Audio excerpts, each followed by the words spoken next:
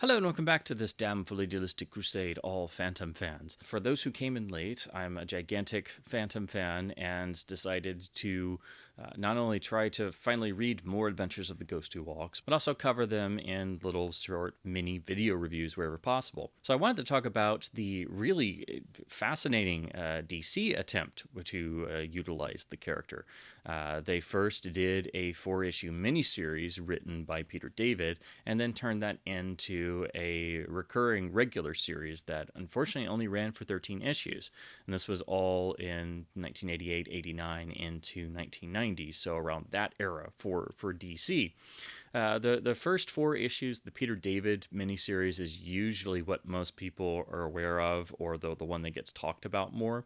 And it's an interesting sort of story arc because David's approach was to basically tell two different stories that interact and intersect with each other about two different generations of the Phantom. So the current modern day Phantom, Kit Walker, is dealing with essentially the descendants of a pirate group that was one of the biggest and perhaps greatest foe of one of his ancestors. And as he's doing this, you have a character inside the Skull Cave actually reading the Phantom Chronicles and reading the story of the earlier Phantom's exploits. And then the miniseries actually jumps back and forth between the two stories and how they intersect with each other and how there are parallels in the lives of all of the Phantoms.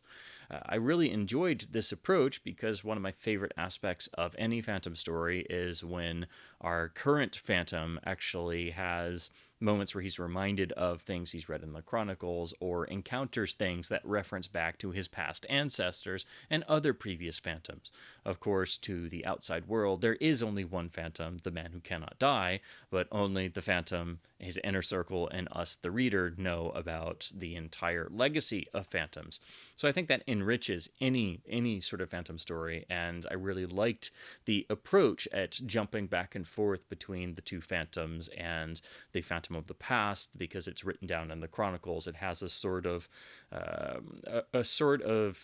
story being told quality to it, if you will, because it's being read directly from the ancient Chronicles where this information was written down by human hand, and also showing that it's not just the current Phantom who has his own insecurities, that all the previous Phantoms did.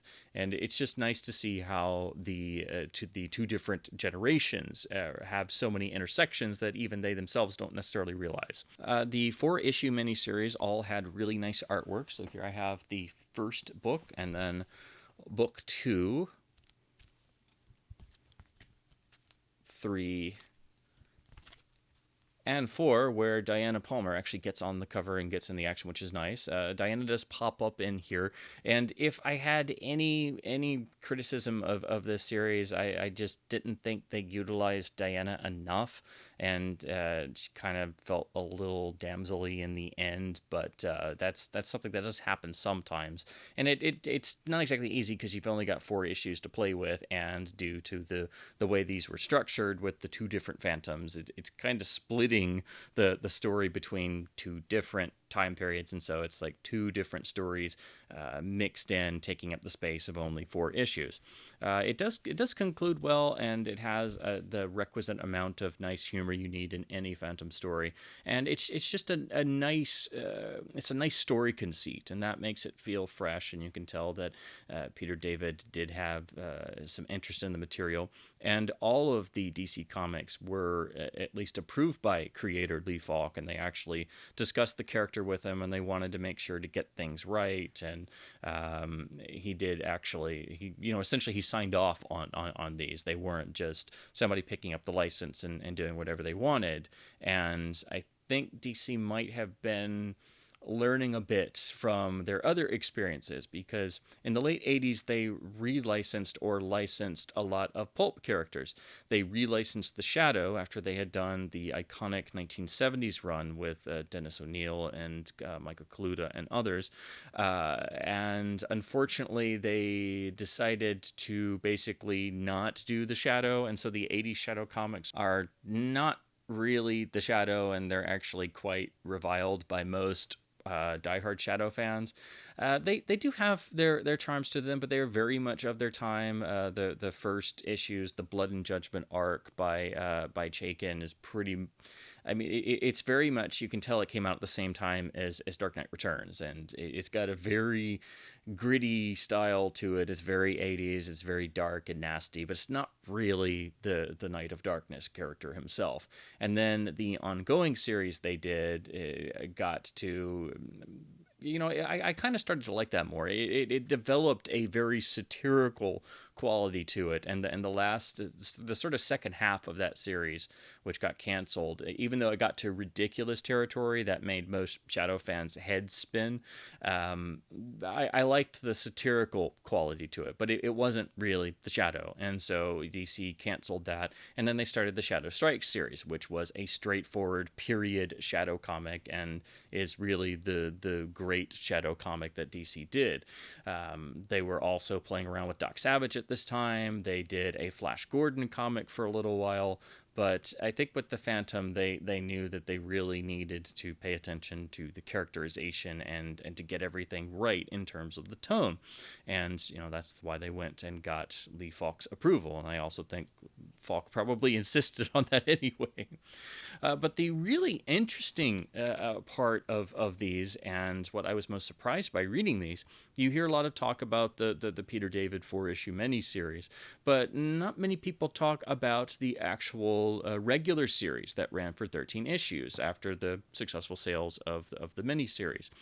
And the interesting thing with these, they're definitely grittier. They're definitely they try to focus on real world problems, which is a perfect approach. But the unique quality that writer Mark Verheiden, I hope I'm pronouncing that correctly, what goes for is he definitely tries to get into the psyche of a hero vigilante character. This is kind of unique among Phantom stories, at least all the ones I've read so far, that all the stories are gritty and grounded. There is a darker tone. There's still amounts of levity and humor to keep it from getting dour. But you really get the Phantom struggling with having to carry this legacy, having to be a legendary protector figure, and feeling the weight of the world on his shoulders. He can't do everything. He can't solve every problem. He is only a mortal man. So it's a really fascinating balance of the hero escapism adventure story and the reality of finding yourself in that situation. And this is furthered by the stories taking a focus on real-world problems.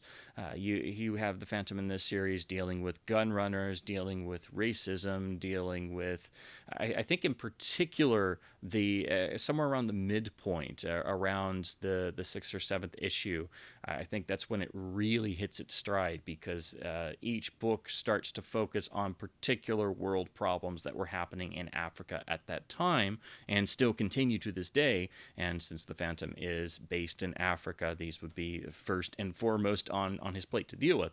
And they're not anything that he can really solve. It's really also, great societal criticism, because you have entire issues dealing with toxic waste dumping or poaching or ecological concerns or pollution concerns, and the titles, while they are simple, they're quite deceptive. Each of the later books is literally, titled Waste, or they have these one-word titles, but there's a lot more going on there. I think my favorite issues are 6 and 7, Waste, and Gold Fever, dealing with the lust and lure of gold mining. So these are incredibly well done stories, and they definitely are grounded in a sense of reality. And if you were to do a Phantom film now, and you had to get people actually to sit down and shut up and stop saying it's a guy running around in a purple suit, this is silly, this would be the sort of the perfect approach to take in terms of getting people to actually think about what a vigilante does, and what what that does to somebody's psyche and how you do this, but also having the aspect of the Phantom being a generational hero and having the whole legacy of the centuries of Phantoms before him. What's also nice is they bring Diana Palmer into this. This is set before she marries the Phantom, and the Phantom doesn't necessarily want to bring her into this life, and he even questions does he have the right to be in a relationship with anyone, and it provides a nice sort of insight into their relationship dynamic and how that developed over the years of the Phantom stories. So these comics do reflect elements of the newspaper strips, but they do it in their own particular way, and nothing feels alien or outside of the realm of the character.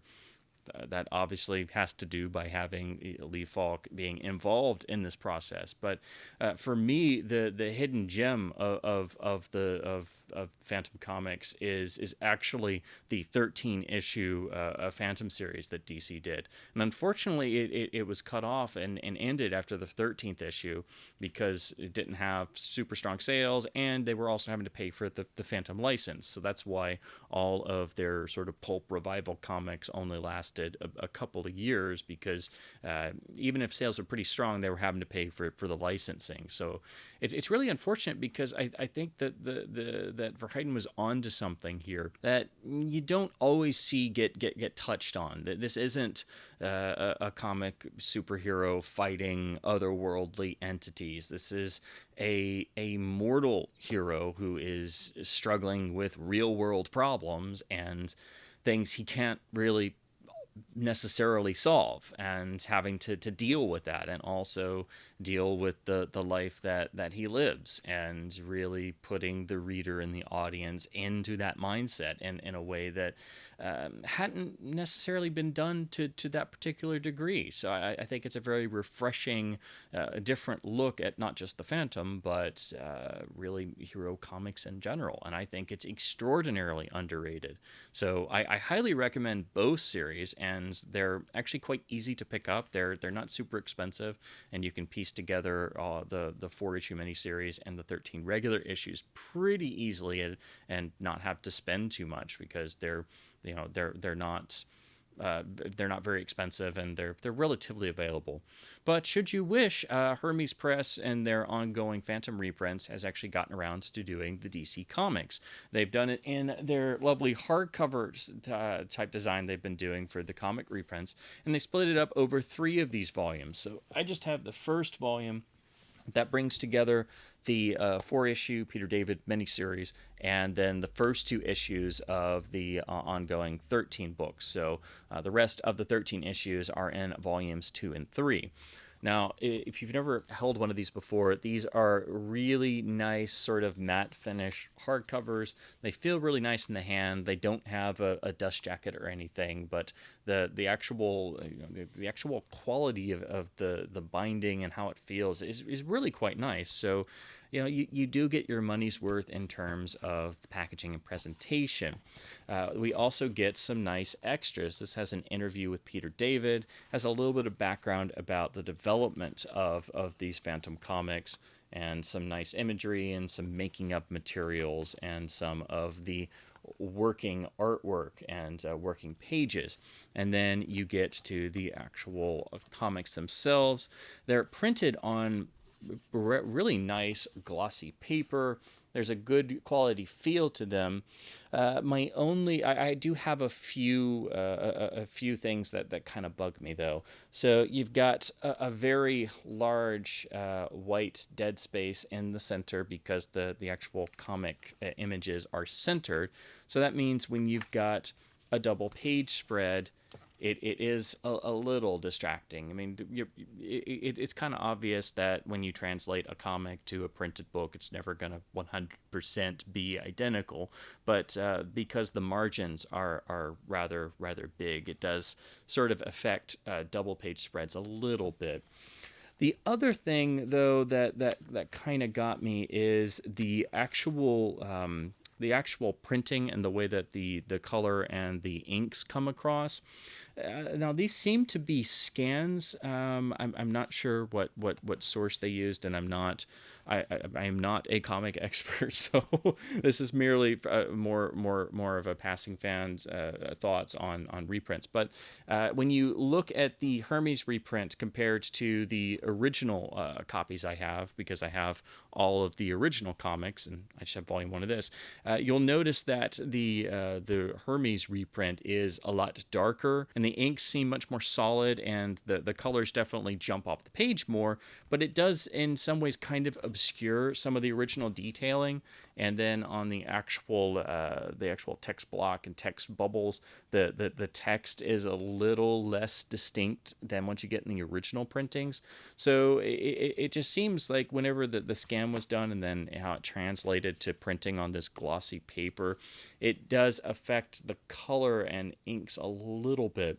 And another interesting thing about these is that they did retain some of the same team members throughout. So all of the issues were actually colored by the great Anthony Tollin, who should be familiar to all pulp fans because he is the man behind the Sanctum reprints of the Shadow and Doc Savage novels, among many others, and is a gigantic pulp expert and was the big giant Phantom fan on the series, who was basically the one saying, hey, this is you got to do this because this happened in such and such newspaper arc. So he was the Phantom expert of the team. So I just thought it was really wonderful and fitting that it was Anthony Tollin doing the coloring on all of these. Hermes did very nicely reprint the columns at the back of some of the issues with the reader responses and things, but unfortunately they didn't print they didn't always print both sides because these were 2 pages usually. And so, this one, you've got the second page, but on some of the others, they didn't actually reprint the other side. I don't know if there was any particular reason for that. So see here, you have the first page of the reader column with artwork, and then the second, it just goes into the next issue. So I do think these are nicely done, and you do get some nice extras. You can get nice imagery on the end papers, but because the original copies are rather available, and I was able to get all of these for between $1 and $3 per issue, and I got all of these right before these were announced and started coming out.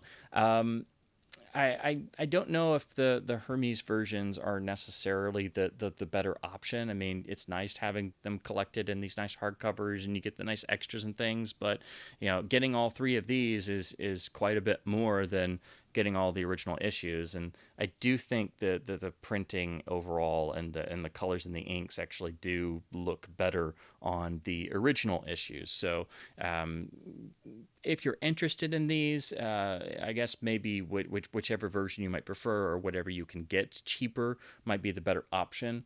But I would probably point people towards the original issues because it's a bit cheaper, and I think the color and the inks come across a bit better. And maybe if you really, really like the series as much as I do, you might think about investing in the Hermes versions for the extras and the nice hardcover binding. So those are my overall thoughts on the DC runs of Phantom comics from the late 80s and early 90s. And of course, also the recent 3 volumes of Hermes Press reprints. I think these are really wonderful reads.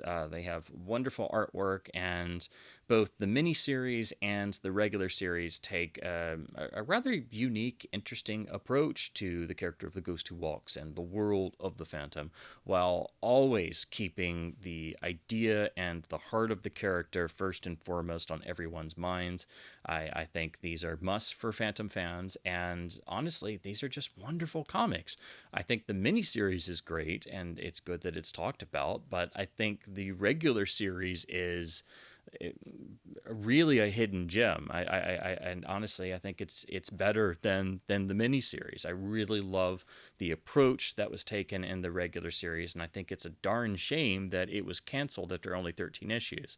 Thankfully, it does conclude well, and it has, so you can definitely tell that this was an okay point to stop. But I think it would have been, I think it's such a missed opportunity that they didn't continue on for maybe another year, because I think the results achieved in the regular series are really remarkable. So if you've never checked these out, they are readily available. That they don't cost a whole lot, and you can usually find a couple volumes at your local comic shop if you dig around in boxes. So I highly recommend both the 4-issue miniseries and the 13-issue regular series arc of the Phantom comics that DC did. And I think overall, these, along with the Shadow Strikes, are the best of the DC comics that were working with licensed classic pulp era hero characters. And if you've never checked out any of these, they're fascinating to look at. Even the ones like the 80s Shadow comics that basically just completely went their own way and just just use the name. They're interesting to look at in their own right. But I think with these Phantom comics, DC really hit it out of the park, and particularly with the 13-issue regular series, I think it is a nice, unique, very important part of Phantom lore. So, as always, I hope my babbles about the legendary Ghost Who Walks and comics in general have been at least somewhat fun and informative. I highly recommend you to check out these. Just pick up a few issues, and you'll be hooked in very quickly. Or go for the Hermes reprints if you wish. So please do keep supporting your local independent comic book stores, and keep reading, keep enjoying comics and hero stories and stories of adventure, because as always, everything is possible with the Phantom except boredom. Happy Phantoming, and thank you ever so much for watching.